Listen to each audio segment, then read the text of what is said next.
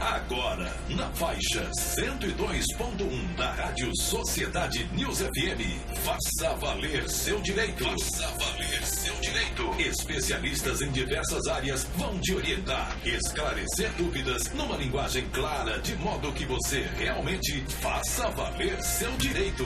Apresentação: Renata Maia e Camila Trabuco. Oi, gente, boa noite. Agora são 9h04, começando aí o Faça Valer o Seu Direito. Eu sou Renata Maia.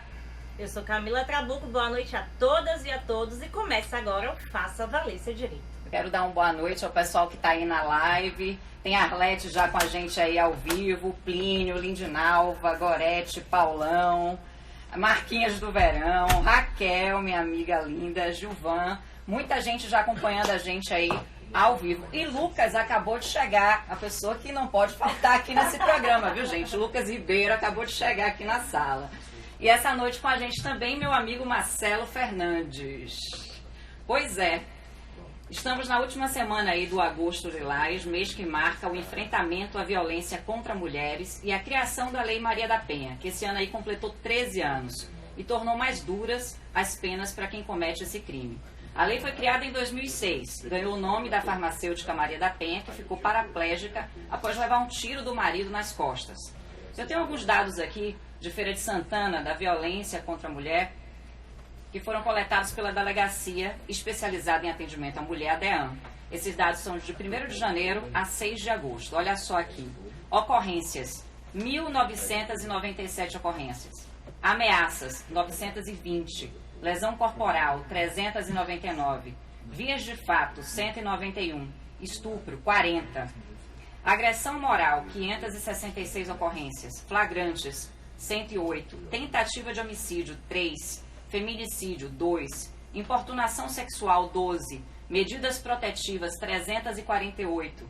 Inquéritos instaurados, 757. E inquéritos remetidos à Justiça, 606. Nessa estatística, a gente não entra homicídios, porque é uma outra delegacia que é responsável, que é a Delegacia de Homicídios aqui de Feira de Santana, que o responsável é o Dr. Fabrício Linardi. A DEAN é a doutora Clécia Vasconcelos. E olha, o último caso de assassinato aqui em Feira de Santana foi no final do mês de julho, quando a servidora pública da Câmara Municipal de Feira de Santana, Marieta Ribeiro Nogueira, de 65 anos, foi assassinada a tiros pelo ex-marido no dia 29, dentro da própria casa. O autor do crime, Paulo Lima Xavier, de 66 anos, com quem a vítima teve um relacionamento de mais de 40 anos, se matou em seguida. A família contou que ele não aceitava o fim do relacionamento. E ontem em Salvador, mais um caso. Uma jovem de 16 anos, Gislane Luísa Erval Cerqueira, foi achada morta em casa no bairro São Cristóvão, e a suspeita é que o companheiro dela, que está foragido, tenha matado. O nome dele é André de Souza Santana. A polícia ainda está investigando o caso. E por conta desses números, né, que o nosso tema de hoje é a Lei Maria da Penha. É isso, Camila? É isso mesmo, Renata. Infelizmente, os números são alarmantes. E a Lei Maria da Penha, ela vem se firmando como a maior força no enfrentamento e combate à violência contra a mulher. Inclusive, a lei traz como crimes as inúmeras formas de violência, pois sabem vocês que a violência não é só violência física. De acordo com a Lei Maria da Penha, são configurados como violência a moral, a patrimonial, psíquica, física e sexual. Sendo, em resumo, toda e qualquer ação ou omissão contra a mulher baseada no gênero que lhe cause morte, lesão, sofrimento físico, sexual ou psicológico e dano moral ou patrimonial. Isso significa, Renata, que xingamentos, ameaças, humilhações, constrangimentos são todos atos de violência, assim como também o dano patrimonial. Pegar o salário da esposa ou tirar os bens do nome dela e colocar em nome de terceiros, tudo isso pode ser configurado sim como violência tipificada na Lei Maria da Penha. Diante de tantos absurdos, a lei também traz garantias de proteção à mulher que foi vítima, como o afastamento do lar do agressor, a inclusão da mulher no cadastro de programas assistenciais do governo federal, estadual e municipal, a estabilidade no trabalho pelo prazo de até 6 meses, então fica garantido o trabalho da mulher durante esse prazo, e o acesso aos serviços de contracepção de emergência. Então a mulher ela toma um combo de remédios contra DST e AIS, além de outros procedimentos médicos necessários nos casos de violência sexual. A mulher ainda ela tem direito à delegacia especializada e atendimento prioritariamente por outras mulheres. A Lei Maria da Penha ela foi revolucionária e necessária, diminuindo a violência e fazendo valer o direito dessas mulheres. É importante a gente lembrar que você que viu a violência contra a mulher, que você que sofreu a violência da mulher, você tem que denunciar. Então ligue 180 e denuncie. É importante dizer que depois da criação da Lei Maria da Penha, a gente notou aí que os números, né, as ocorrências nas delegacias aumentaram bastante. Hora de apresentar aqui nossos convidados dessa noite. A gente está aqui com 3 pessoas especiais, né? A advogada e presidente da Comissão de Direito da Mulher da OAB, Lorena Peixoto, que está aqui do meu lado. Boa noite, doutora. Boa noite, Renata. Boa noite, Camila. Eu agradeço a oportunidade. Boa noite aos ouvintes. Agradeço a oportunidade de falar sobre um tema de grande relevância, de grande importância e que está no nosso meio, é uma realidade. A gente precisa estar, sim, disseminando essa informação, disseminando todos os nossos direitos, os direitos das mulheres em condição de violência.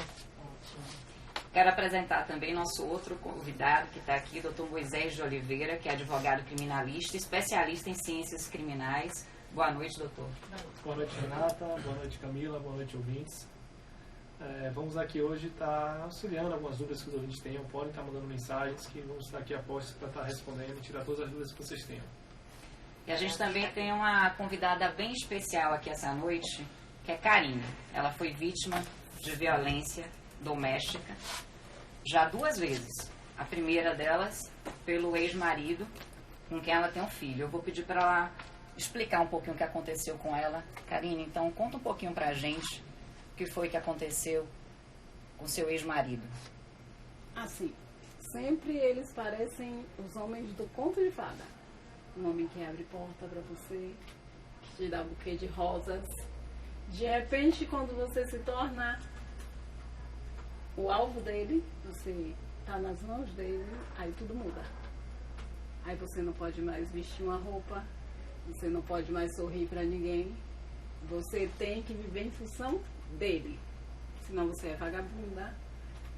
Os outros homens querem transar com você. E assim sucessivamente. Até mulher, amiga sua, não é pra você andar, porque ela pode te botar no mau caminho. Ela vai te incentivar a fazer outras coisas. E a sua vida começa a virar um inferno. E ainda eu tive um filho com ele, onde isso fez a relação ficar ainda pior. Porque ele tinha ciúme do próprio filho. Meu Deus do céu. E ele ainda agredia você fisicamente também, né? Fisicamente. Karine. Moralmente, fisicamente, né? Sexualmente. Ele você me espancou também grávida. Ele transou comigo quase desmaiada, depois de me espancar. Ele disse que era capaz de me matar e transar comigo depois de morta, antes do meu corpo esfriar. Então tudo isso nos torna frágil, amedrontada. A gente é incentivada pelas pessoas de queixa, mas a gente sabe que a gente corre um risco gravíssimo, porque a gente dá queixa, o indivíduo vai preso, mas ele não permanece lá. E um policial não pode nos vigiar 24 horas por dia. Então a nossa vida vira um inferno. Mas você teve coragem, né, Karine? Você denunciou. Denunciei. Denunciei e hoje eu me sinto muito mais forte. Hoje quem tem medo de mim é ele. E é bom ver o medo no olho daquela pessoa que te amedrontou a vida toda. É muito bom. Graças a Deus. E além disso, hoje Karine, depois que ela se separou, né, dessa pessoa, ela ficou 3 anos sem se relacionar com ninguém. E aí iniciou um novo relacionamento. E nesse novo relacionamento ela sofre de novo essa violência. Violência, porque assim, se você vestir um short, você não pode vestir isso. Eu não quero. Se você vestir isso, eu vou rasgar sua roupa. Então não pode ser assim.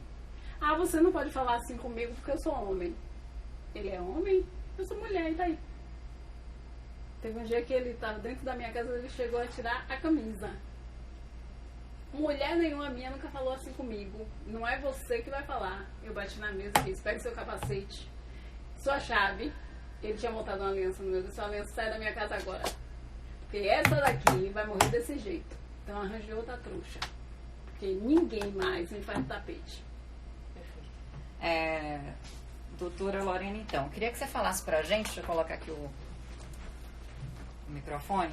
Então, no caso de Karine, ela teve coragem de denunciar, mas eu queria que a senhora explicasse pra gente, pro nosso ouvinte, né, pra nosso ouvinte que está ouvindo a gente agora, o que é que a mulher deve fazer? Qual é o primeiro passo? Pois então, Renata, como um Karine, o primeiro passo é denunciar. Não tem como o Poder Judiciário, o Estado, resguardar e proteger uma mulher em condição de violência sem que ela tenha coragem, sem que ela deixe de lado todos os medos, todos os preconceitos e denuncie. Obviamente que muitas vezes, ela estando violentada, ela não consegue sequer sair de casa, ela não consegue sequer sair de sua cama. Então, essa denúncia ela pode ser feita por outros, pelos vizinhos, pelos amigos, pelos familiares, através de telefone, através do 180, se não conseguir no 180, 190, que é a policial militar.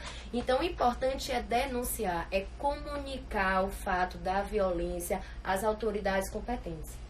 Lembrando que aqui em Feira de Santana a gente tem a Ronda Maria da Penha também, viu, gente? Que faz um trabalho super especial para todas as mulheres. E nós temos também alguns grupos feministas que apoiam as mulheres vítimas de violência. A gente tem, por exemplo, um grupo chamado Versos de Mulher, que é bastante conhecido dentro do mundo jurídico e faz um excelente trabalho com todas essas mulheres. E a Defensoria Pública também, que está aberta a receber as mulheres que não têm condição de ter um advogado particular, mas a lei garante um defensor. Eu quero dar boa noite para o pessoal que está acompanhando aqui mais uma vez a gente, Edinalva, Wellington, Daniela, Roger, Júnior da Ribeira, Lindinalva Adelino, Judson Barreto, meu amigo querido. Então, boa noite para todo mundo. E vamos reforçar mais uma vez o nosso telefone, Mila? Vamos sim, 21019717, liga, participa ao vivo, dá o seu depoimento ou manda a sua pergunta. E o nosso zap é o 9829-7070. Então, doutora, a senhora estava falando que primeiro a mulher deve denunciar. Depois desse passo da denúncia, o que é que acontece? Explica pra gente. Pois então, no momento em que a mulher se dirige à delegacia especializada, de regra tem de ser a delegacia especializada, que é a DEAN. Mas caso inexista em sua cidade a DEAN, pode ser em qualquer outra delegacia. Ela precisa cientificar o ocorrido às autoridades competentes para que possa, então, se for o caso, e consegue muitas vezes, eu acredito que o nosso colega Moisés ele consiga falar com maior propriedade a respeito, consegue inclusive autuar o agressor em flagrante, correto? E até conduzi-lo a uma prisão preventiva. Eu até pergunto ao doutor Moisés isso. Doutor Moisés, assim, a partir do momento que a mulher foi na delegacia, deu a queixa, certo? Ela tem que levar a intimação para o agressor? Como que vai funcionar a partir de então? Via de regra, doutora Camila, o que acontece? Em qualquer caso de prática de delito contra a mulher, tanto ela ou qualquer pessoa que tenha presenciado pode comunicar esse fato à autoridade policial, que vai estar dando direcionamento devido. Como a doutora Lorena apontou, nem todas as cidades têm delegacia especializada. Nas que tem, você pode ir. Quando não tiver, você pode ir na delegacia. Qualquer delegacia será feito o mesmo procedimento. Serão colhidas as informações e agora, recentemente, com alteração de inclusão na Lei 13.827, a própria autoridade policial pode determinar, no âmbito da delegacia, o afastamento do agressor do lar e outras medidas protetivas, encaminhando em um prazo de 24 horas para que o juiz analise se mantém ou se revoga essas medidas, o que reforça e dá até uma segurança maior para a vítima, que muitas vezes a demora judicial entre ela ir na delegacia, gerar uma autuação e uma ação penal em razão disso. Antigamente chegava a durar um mês, 40 dias, 50 dias, 60. E atualmente a própria lei traz essa previsão. Se não houver delegado disponível, o próprio escrivão, o investigador de polícia civil, ou até mesmo a polícia militar, ela pode estar deferindo essas medidas como uma forma de proteção à garantia e à integridade física da vítima. Doutor Moisés, eu queria saber o seguinte, a Karine falou que o marido dela foi preso, né, pagou fiança e saiu. Então a Lei Maria da Penha permite o pagamento de fiança para um agressor desse? Sim, via de regra, as medidas cautelares diversas da prisão, como fiança, afastamento, até mesmo as medidas protetivas, são condições para que não se mantenham no cárcere aquelas pessoas que, em tese, representam um perigo para a sociedade não muito grave, em que pese a agressão com a mulher seja um delito de uma gravidade acentuada, que muitas vezes não deixam testemunhas porque ocorre no âmbito da relação doméstica, são medidas também que visam assegurar a efetividade do processo. Essas medidas diversas da prisão não quer dizer que a pessoa não vá ser condenada, ela vai continuar respondendo o processo, ela continua obrigada a comparecer aos atos. Então, somente ela permanece em liberdade durante o andamento do processo. E a caso condenada, ela pode voltar a ser presa, pode voltar a cumprir as medidas. Muitas vezes a gente vê casos aí de pessoas que são presas, né, por conta de violência doméstica, saem e aí terminam matando a mulher. Que outras medidas, doutor, existem além do afastamento do lar? Geralmente as medidas são muito comuns, a impossibilidade de manter contato com a vítima, com seus familiares. Essa alteração na lei, a 13.827, ela traz também a condição como um dos fatores para a manutenção da prisão preventiva do agente, essa possibilidade de reiteração delitiva. Então, acaso não seja possível manter, garantir essa integridade da vítima, é possível que o juiz mantenha a prisão preventiva do cliente, do réu, até que se tenha um andamento regular do processo. Eu queria, inclusive, que Karine desse um depoimento sobre o Centro de Referência Maria Quitéria, porque quem não conhece, ela se sente bem segura lá, né, Karine? É um lugar que você se sente bem à vontade. Conta um pouquinho, dá um depoimento pra gente. Deixa eu chegar um pouquinho mais pra perto. Eu cheguei pra lá, pro centro bem debilitada, com depressão, com autoestima lá embaixo. E hoje eu me sinto uma pessoa renovada. E toda vez que eu sinto que eu posso ter uma recaída, é pra lá que eu corro. Porque de lá a gente sai rejuvenescida. A gente cria forças para enfrentar tudo. Acolhida, né? Acolhida. Nós somos muito bem tratadas ali dentro. Muito bem tratadas mesmo. Então toda mulher que está passando por qualquer dificuldade desse tipo deve ir até lá. E é importante a gente frisar, gente, que para procurar o Centro de Referência Maria Quitéria, você não precisa denunciar. Você não precisa ir na delegacia denunciar. Você pode ir lá se você é acolhida realmente. E olha só, a gente tem pergunta aqui de alguns ouvintes. Eu vou inclusive pedir para a doutora Camila responder isso, porque ela já falou até isso no início do programa. Então, vou dar boa noite aí à Bruna, que mandou essa pergunta para a gente. Boa noite, Bruna. Ela gostaria de saber, doutora, quais são os tipos de violência contra a mulher aí que estão estabelecidos na Lei Maria da Penha, além da violência física, né? E quem pode ser considerado agressor? Então, como a gente já falou aqui no início do programa, a violência não é só violência física. Nós temos tipificado na lei a violência patrimonial, a violência psíquica, a física, a sexual e a moral. Então, não apenas um soco, mas um xingamento, a humilhação, a ameaça, o fato de você tirar o dinheiro que essa mulher ela trabalha e ganha. Então, tudo isso pode sim ser considerado violência. E o agressor, ele não vai ser necessariamente um homem. A lei, ela vai trazer, por exemplo, ela vai abraçar toda a questão de gênero. Então, por exemplo, no caso de você ter uma outra mulher agredindo uma mulher por questão de gênero, ela também pode ser considerada agressora, tá? Então, vou passar aqui para o doutor Moisés, ele já estava aqui querendo fazer uma observação. De quem pode ser considerado Quem agressor. pode ser considerado agressor. O autor dos delitos previstos na Lei Maria da Penha não necessariamente vai ser um homem. Pode ser qualquer pessoa. Pode ser um homem, pode ser uma mulher, pode ser um travesti, um transexual. A lei, com relação à pessoa que pratica o delito, ela não tem essa determinação. Agora, com relação à vítima, como bem pontuado pela doutora Camila, a vítima necessariamente tem que ser mulher ou pessoa que tem identidade de gênero que se identifique como mulher. E essa violência deve ser realizada em razão do gênero feminino, em razão de ser o gênero feminino. Eu quero dar um alô aqui para as pessoas que estão acompanhando a gente, meu amigo Davi Cerqueira, que está acompanhando lá de Salvador o programa, Roger, Lindinalva, Marquinhos, que sempre acompanha a gente, beijo grande, Marquinhos, Elisângela, Marcelo, Marília Linhares, Kevin, muita gente aqui acompanhando a gente, o Cláudio Oliveira, mandar um beijo aí para todo mundo. E tem mais pergunta aqui, olha só. Eris Walter, boa noite, Eris Walter.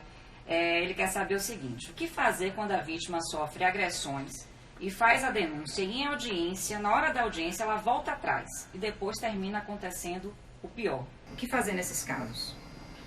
Atualmente, em casos que ocorre agressão física, a ação penal agora a gente chama de pública incondicionada.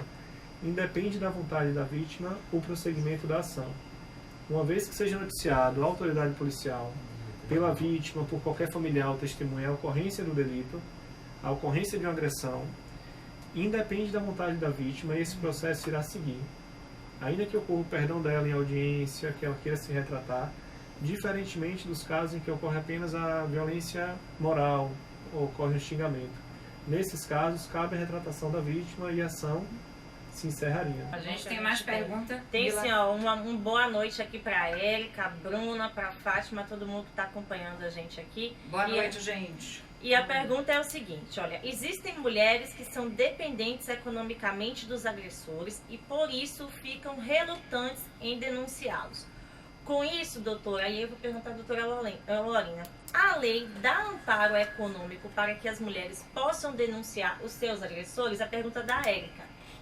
Pois bem, esse é um dos tantos outros motivos pelos quais as mulheres em condição de violência deixam de denunciar, seja pela relação de dependência econômica, emocional, seja por vergonha, seja por medo de novas agressões, pelos filhos, por dar desconstituindo a ideia de família, enfim, pouco importa os motivos, né? O importante é realmente ela tentar romper esse ciclo de violência. E o Estado, ele tem sim, a lei, ela prevê a possibilidade de estar encaminhando a mulher em condição de violência a um amparo social. Existem esses órgãos, essas instituições que recolhem, que recepcionam essa mulher em condição e dão todo esse suporte. Vamos só reforçar só nosso telefone mais uma vez aqui, Mila, antes. Daqui a pouco a gente tem mais uma pergunta. Participa ao vivo, gente, 21019717. Traz aqui o seu depoimento, traz a sua dúvida e participa. Nosso WhatsApp 98297070. Eu vou para uma pergunta antes do intervalo. A doutora Moisés queria fazer uma observação? A importância da vítima, da mulher em condição de violência, ela está buscando a delegacia especializada, é porque da mesma forma como centro de referência na Manictéria, você vai ter todo um acompanhamento específico nas delegacias especializadas. Via de regra, a maior parte do quadro é composto por policiais do sexo feminino, que isso acaba deixando a mulher numa situação um pouco mais confortável de relatar o que aconteceu. Olha só, doutor Moisés, daqui a pouco, inclusive, a gente vai trazer uma polêmica com relação a isso aí, viu? Mas deixa eu concluir isso aí. Viu? Aí eu queria pontuar só essa situação mesmo. Pronto. Então tem uma pergunta aqui da Yolanda Brito. Ela está dizendo parabéns pelo tema e pela abordagem. Muito importante a divulgação dos programas de acolhimento que fazem com que a vítima receba apoio psicológico e instrução para que consiga fazer os registros formais perante a autoridade policial. Na realidade, não é uma pergunta, é um elogio. Obrigada, Yolanda. Você está ouvindo Faça Valer Seu Direito. Apresentação, Renata Maia e Camila Trabuco. Agora, no programa Faça Valer Seu Direito, destaques dos tribunais. Destaques dos tribunais. 9h36 e a gente já volta aí o programa com o destaque dos tribunais, doutora Camila. E vamos ao primeiro destaque. O Superior Tribunal de Justiça julgou esta semana um dos processos do caso conhecido como a Chacina da Providência, ocorrida em 2008 no Morro do Alemão, no Rio de Janeiro. O ministro Napoleão Nunes Maia Filho condenou o Estado ao pagamento de R$400 mil à família de um jovem de 17 anos que foi morto por traficantes por ter sido entregue por militares do Exército aos bandidos. A União foi assim condenada ao pagamento, que deve ser rateado em 50% para a mãe do menor e os demais em partes iguais entre os irmãos e a madrasta da vítima. Gente, que horror essa história. Muito triste. Como é que quem tem que proteger a gente entrega o menor para o bandido? E olha só essa decisão aqui, gente, inusitada. O Tribunal Regional do Trabalho, em Florianópolis, julgou uma ação proposta pelo Ministério Público do Trabalho que considerou discriminatória a norma do artigo 72 do regulamento da categoria dos guardas municipais de Florianópolis. Segundo o regulamento, estaria proibido e seria entendido como transgressão disciplinar o uso de costeletas, barba, ou cabelos crescidos pelos agentes aí, pelos guardas municipais, cabendo pena, inclusive, de advertência ainda em casos de estarem com bigodes e unhas desproporcionais ou brincos. E olha só, o juiz de primeiro grau acatou o pedido do Ministério Público do Trabalho e condenou o município a pagar uma indenização de R$200 mil em danos morais coletivos, que seriam destinados aí a entidades que combatem a discriminação no ambiente de trabalho. Só que aí o município de Florianópolis recorreu. E ontem, no plenário, a maioria da corte acompanhou o argumento do desembargador Marcos Vinícius Zanchetta, que disse que a regra da Prefeitura de Florianópolis é constitucional e válida. Inclusive, tem uma citação dele aqui que eu vou repetir. Até os tribunais tratam de regulamentar a forma como os advogados e juízes devem se trajar nas dependências do fórum e seus atos formais. E nem por isso alguém se atreve a sustentar que isso afrontaria os sagrados preceitos aí constitucionais. Pois é, nada de bigode, nada de cabelo sem cortar, unha sem fazer. Ó, doutora, tem que andar doutora Lorena, entendeu? Nada de unha descascando. Pois é, e no final ainda sobra para os pobres os advogados. Viu, a dúvida é a camiseta, né? A camiseta. Será que pode entrar no fórum de camiseta? De jeito nenhum. E, gente, a vara criminal está dando o que falar. Ouçam essa. Na cidade de Santa Gerita do Passa Quatro, em São Paulo, uma idosa de 68 anos foi condenada a 25 dias de prisão simples por perturbação do sossego público. Adivinhe por quê? Por causa dos 4 galos que ela criava no seu quintal e que perturbavam o sossego dos vizinhos. Os vizinhos foram reclamar do barulho no Ministério Público e mesmo após inúmeras reuniões e notificações do Centro de Zoonose da Prefeitura local, a idosa se recusou a tirar as árvores, que cantavam em cima das árvores a cerca de 3 metros da janela dos vizinhos e cantavam a noite toda. A juíza do caso, doutora Nélia Aparecida Toledo Azevedo, do Juizado Especial Civil e Criminal da cidade, na sua sentença, destacou que não apenas a falta de interesse da idosa em resolver a situação, como também a sua inércia, a idosa ficou parada sem fazer nada, de impedir o barulho provocado pelos animais que estavam sob seus cuidados, levaram àquela condenação. Na decisão, a juíza afirmou ainda que até seria possível a substituição da pena privativa de liberdade por uma outra mais leve, mas ela considerou que a idosa, ela não estava nem aí para o que o Ministério Público falava, prosseguiu com as aves no mesmo local e importunou o sossego das vítimas. A idosa foi parar na cadeia. Misericórdia, meu povo! Não é possível não, gente.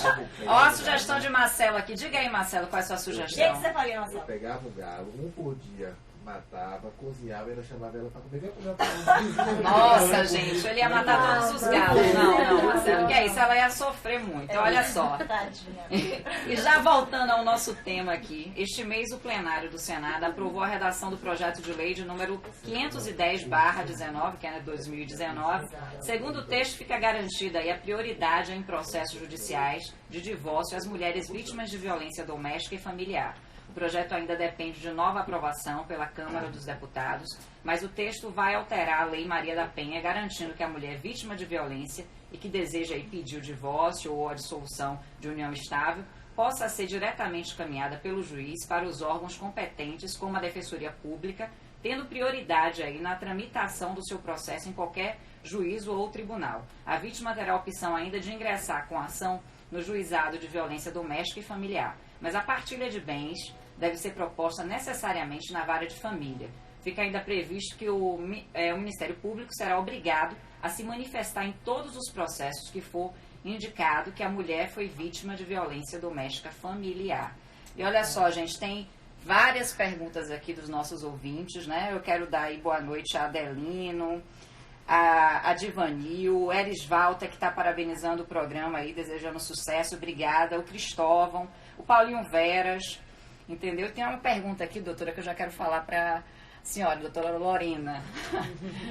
Tem gente perguntando aqui qual é o número da Lei Maria da Penha.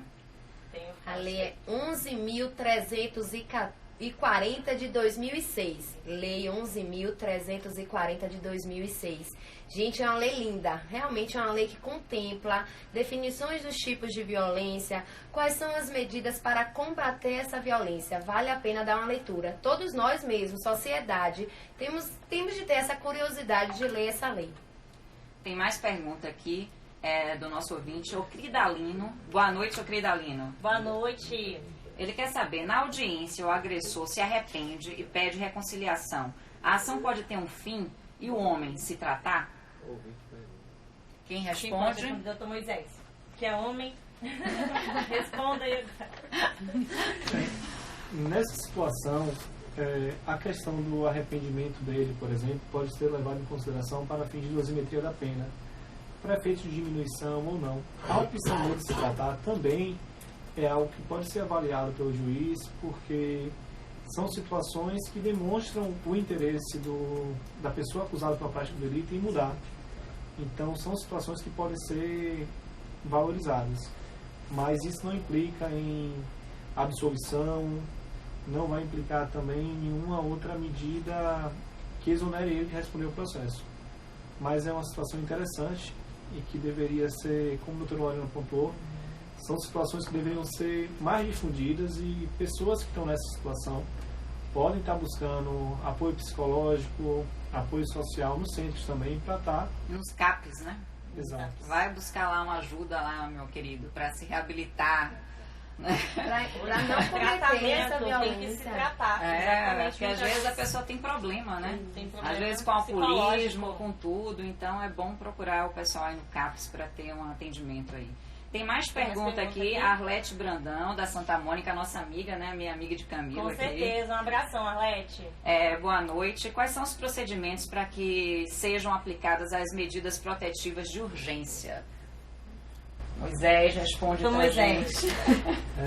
Uma vez acontecendo o fato delitivo, tanto a vítima quanto qualquer pessoa que tenha conhecimento do fato comunica à autoridade policial e a autoridade policial vai dar o direcionamento adequado. Se for uma situação que exige uma medida imediata, como eu pontuei agora há pouco, a lei já permite que o delegado de polícia conceda essa medida protetiva, inclusive o afastamento do agressor do lar. E na impossibilidade de encontrar o delegado, tanto o escrivão quanto o investigador de polícia civil e até mesmo a polícia militar, tanto o soldado até o coronel, podem estar aplicando essas medidas protetivas de urgência de modo a garantir a integridade da vítima. Essas medidas serão encaminhadas ao juiz, que tem um prazo médio de 24 horas, e em 24 horas o juiz decidirá pela manutenção ou não das medidas. É bom reforçar que a Ronda Maria da Penha acompanha essas medidas protetivas. Atualmente, a Ronda Maria da Penha acompanha 202 medidas protetivas somente aqui em Feira de Santana. E tem mais pergunta. A Lei Maria da Penha pode servir ao inverso? Exemplo, mulher agrediu o marido e pode recorrer a essa lei? Acho que não, viu? Porque o doutor Moisés já explicou isso aqui, também a doutora Lorena. É isso mesmo, doutor Moisés? Exato, não poderá. Ela responderá nas penas do Código Penal. E tem outra pergunta aqui, olha. Boa noite, doutora. Como posso me sair de uma acusação de violência e estupro como o Neymar se saiu? É Del da Santa Mônica. Acho que eu vou até pedir para o doutor Moisés responder isso aí. né, doutor Moisés? Olha lá, gente. Com um bom advogado e produzindo provas em seu favor. Via de regra, em todo delito que deixa vestígios, a necessidade do exame de corpo de delito é fundamental para basear tanto a denúncia, a ação penal e a eventual condenação. Então, em caso de uma agressão, de uma denúncia injusta, você pode estar buscando os meios de produção de provas defensivas, inclusive na fase de inquérito policial, para estar elaborando sua defesa e conseguir a sua absolvição, caso não tenha ocorrido nenhum dos fatos imputados a você. Felipe mandou uma mensagem aqui pra gente, Felipe Souza. Boa noite, Renata, bancada e convidados. Parabéns pelo assunto abordado. Obrigada, Felipe. Boa noite pra você. Mandar um beijo aí também pra doutor Zéias, Napoleão, o Guto, Fábio Silva, Daniel Pereira, Ed Mauro. Muita gente que está acompanhando aí a gente pela live. E eu falei antes do intervalo que a gente tinha uma polêmica aqui que o doutor Moisés ia ter que responder quando voltasse aí do intervalo. Foi o seguinte... A Karine estava contando pra gente, né, que ela foi destratada na DEAN, na Delegacia de Atendimento à Mulher. Então eu vou pedir para ela explicar o que aconteceu. Explica aqui, Karine, pra gente o que aconteceu brevemente. Eu fui dar uma queixa do meu namorado E eu não tinha o endereço e o sobrenome dele. Aí o atendente me disse que eu não poderia estar dando a queixa porque eu não tinha o endereço e nem o sobrenome. Então ficava impossível eu exercer a queixa. Aí eu disse a ele, e aí como é que vai ficar? Ele falou, aí a senhora vai ter que conseguir o endereço e o sobrenome dele. Mas também tem muita mulher que vem para aqui, dá queixa, e depois, por causa de uma grande e grossa, ela desiste de dar queixa. Meu Deus. É muito absurdo. Pois é, e ela foi atendida por um homem, é muita coragem da Karine estar falando aqui. Nesse caso aí, o Ministério Público pode fazer alguma coisa? Explica pra gente, doutor Moisés, o que é que pode acontecer num caso desse? O Ministério Público ele tem a função também de exercer o controle externo das atividades da Polícia Civil. E a própria lei, a doutora Camila é um pouco mais área, ela pode explicar melhor. O regime estatutário do servidor público prevê como dever funcional tratar todos com urbanidade. Essa urbanidade se refere à educação no tratamento. Em uma situação como essa, jamais um agente de polícia civil, com esse perfil, ele poderia estar na delegacia como essa, que visa estar acolhendo as vítimas, como pontuado por Karine mais cedo. Exige um ato de coragem muito grande a vítima tomar a iniciativa e buscar o apoio, buscar a autoridade policial para estar intervindo em situações como essa. E não cabe ao policial estar exercendo juízo de valor com relação à ocorrência ou não do fato, e tampouco com relação à eventual desistência da vítima. Cabe ele tomar as declarações dela, direcionar para a delegada e adotar as medidas pertinentes. Ela pode pedir alguma indenização, doutor? Pode. Mas até ela precisaria comprovar o fato por testemunhas, e aí começa a surgir dificuldades. Exato, é importante a gente lembrar, gente, que diante de uma situação dessa, o policial ele pode inclusive responder processo administrativo, PAD, exato, junto à corregedoria, e é necessário que se leve isso ao delegado competente e que seja de plantão, inclusive na hora, mesmo que ele não seja na hora o titular, mas levar imediatamente ao delegado aquela situação. A Lei Maria da Penha, ela traz um atendimento prioritário da mulher por mulheres. Então, caso seja impossível esse atendimento na hora, ele vai ser dado para homens, justamente para evitar que se leve isso para a corregedoria. Eu vou só saudar aqui o pessoal que está mandando. O Anderson Bacelar, ele está dizendo o seguinte: mas o que acontece é que a justiça é muito falha, os agressores deveriam ser presos, porque essa Lei Maria da Penha é leve, por isso acontece a violência e os homens matam suas parceiras. Ele complementa dizendo que homens que batem mulher merecem ser presos e a chave jogada fora. Tem o Davi aqui também dizendo que a mulher tem que ser tratada com muito amor e carinho. A gente também acredita nisso, viu? Que com certeza, isso é a verdade. A mulher tem que ser tratada assim. A Divanil, ela está dizendo que o tema é muito relevante, inclusive no Distrito Federal uma advogada foi morta por seu... na realidade ela não foi morta pelo seu companheiro, ela saiu na sexta-feira à noite, né, para ir trabalhar.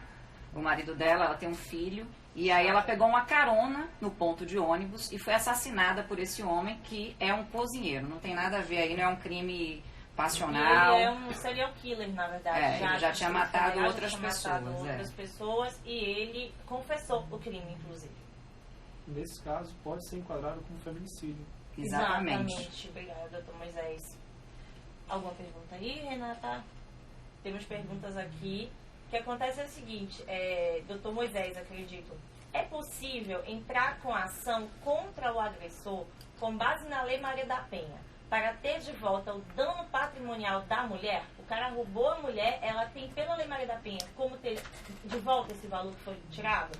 A reparação do dano pode ser dos resultados da ação penal, como em situações de furto, em situações de roubo. Igualmente, nesse caso, ocorrendo a subtração patrimonial, ela pode estar requerendo também essa restituição. E aí ela vai entrar na vara penal ou na civil? Ela vai para a delegacia fazer ocorrência, é isso? Ela comunica os fatos e serve como uma prova até para ação civil, indenizatória e reparatória. Então tá joia. Gente, o nosso programa está chegando ao fim. Quero agradecer a todo mundo que acompanhou pela live. Um beijo aí para a galera toda que acompanhou. A gente não conseguiu mandar beijo para todo mundo. Agradecer Marcelo, Lucas, meu amorzinho, que está aqui em pé. doutora Lorena. Obrigada. Karine. Obrigada. Né? Doutor Doutor Moisés Moisés também aqui pela presença de vocês no programa. Um prazer ter todos vocês aqui, gente. Todo o pessoal da minha live, da live de Renata. Semana que vem tem mais. Participe, ligue só para registrar novamente nossos telefones. Participe ao vivo 21019717. Nosso WhatsApp, Rena. 98297070. E é bom a gente reforçar, né, Mila, que eles podem acompanhar a gente nas redes sociais, inclusive Exato. sugerir algum tema, né, pra gente, né? O que você quer saber no próximo programa? Fala com a gente e faça valer seu direito, gente. Pois é, faça valer o seu direito. Tchau, Tchau, gente. tchau. Beijo Tchau, grande. boa noite a Boa todos. noite. Boa noite a todos, muito obrigado.